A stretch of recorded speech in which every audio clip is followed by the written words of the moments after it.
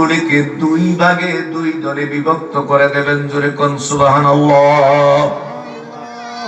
আল্লাহ রাব্বুল আলামিন সূরা জুমারের ভিতরে বললেন, ওয়াসিকাল্লাযীনা ইত্তাকাউ ইলা রাব্বিহিম ওয়াসিকাল্লাযীনা ইত্তাকাউ রাব্বাহুম ইলাল জান্নাতি যুমারা।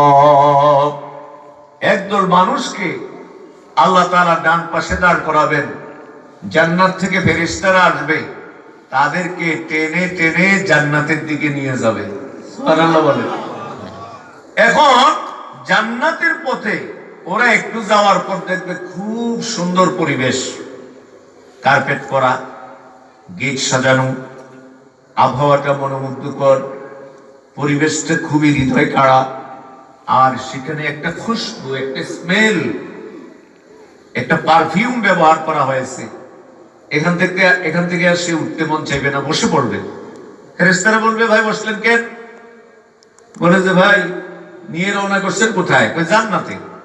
তো আমি তো জান্নাতে এসে গেছি। ফেরেশতারা বলবে, আরে না ভাই, জান্নাতে এখনো আসেন নাই, আপনাকে সম্মাননা জানাবার জন্য আল্লাহ তাআলা এখানে আপনার সম্মানে মাত্র একটা গেট সাজাইছেন।